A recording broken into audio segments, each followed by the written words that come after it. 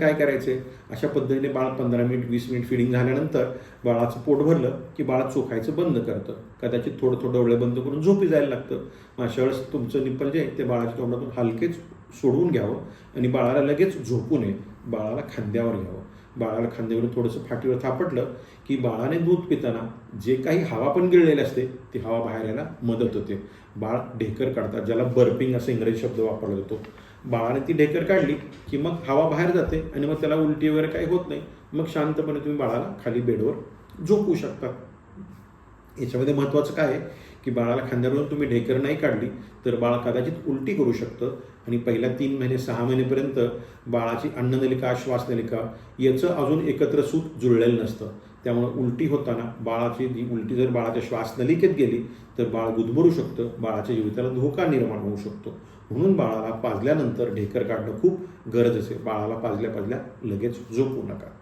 आता हे सगळं झाल्यानंतर बाळ तुमचं साधारणपणे 2-2.5 तासांनी उठणारच आहे. ते नाही उठलं तर त्याला गाला हात लावून जागा करा. कारण कसं असतंय, बाळाची भूक मोठी असते पण त्याचं पोट लहान असतं.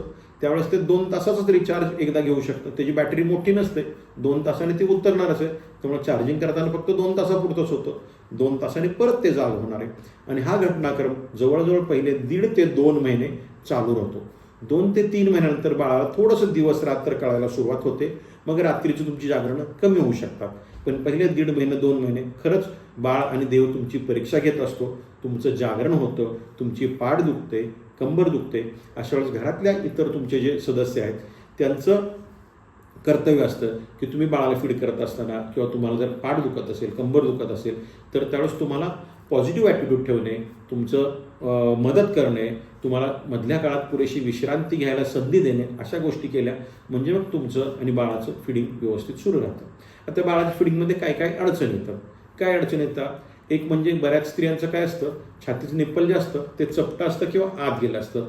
मग बाळाला ते तोंडात धरता येत नाही.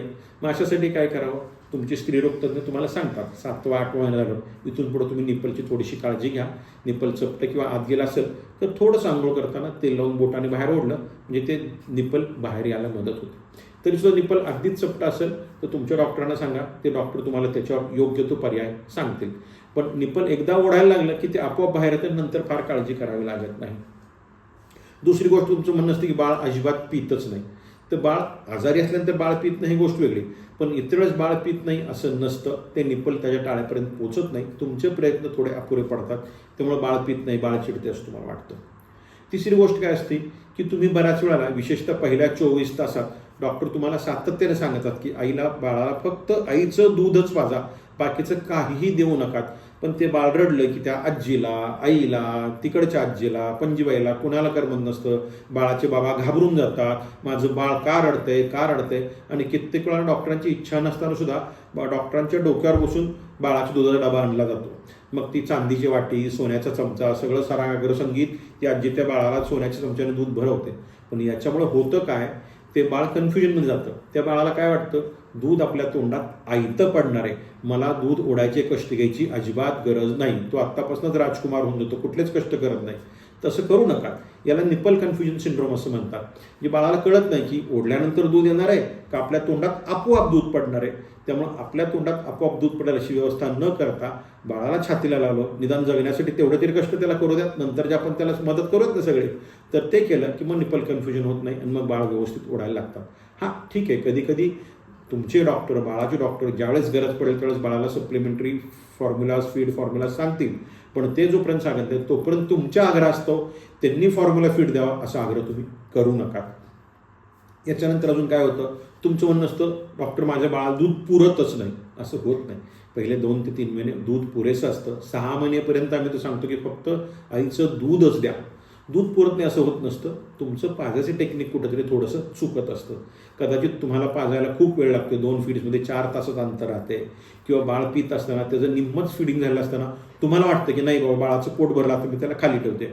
मग ते खाली ठेवलं की 15 ते 20 मिनिटांनी परत ते रडायला सुरुवात करतं. त्यामुळे तसं होतं किंवा तुम्हाला असं वाटतं की बाळाचं प्रत्येक रडणं फक्त भूक लागली म्हणूनच आहे. बहुतेक वेळेला बाळाचं रडणं ही भूक लागली म्हणूनच असतं, परंतु इतर कारणंही रडण्याची असू शकतात. जसं की बाळ जर मोकळं टाकलं तर त्याला असुरक्षित वाटतं, कुणी आपल्या जवळ नाही असं वाटतं म्हणून पण ते रडतं. अशा वेळेस नुसतं बाळाला गुंडाळून जवळ घेतलं तरी बाळ रडायचं थांबतं. कधी कधी बाळाने शू केले असते, सी केले असते, त्यामुळे पण ते रडत असतं. ते मूल कोरडं आहे का बघा. आणि कधी कधी काही कारण नसताना पण बाळ रडत असतं. कारण काय की बाळाला फक्त रडण्याची आणि हसण्याचीच भाषा येते. त्याला WhatsApp, Instagram, social media, Urdu, Hindi, Pashto काहीही येत नाही. त्याला फक्त हसण्याची आणि रडण्याचीच भाषा येत असते. त्यामुळं आईने बाळाशी संपर्क साधून ते बाळ का रडतंय ही बाळाची भाषा हळूहळू आईला समजायला सुरुवात होते. पण तोपर्यंत थोडे काही नवीन दिवस असतात, ते थोडे त्रासदायक असतात. अशा पद्धतीने बाळाला पाजत राहा. पहिले 6 महिने फक्त आणि फक्त स्तनपान द्या, वर्ण काय द्यायची गरज नाही. हां, त्याचबरोबर पहिल्या 6 महिन्यात बाळाचं लसीकरण बाळाच्या दवाखान्यात जाऊन बाळा डॉक्टरांच्याकडून करून घ्या. तुमचं बाळ सुदृढ निरोगी राहायला नक्की मदत होईल. धन्यवाद.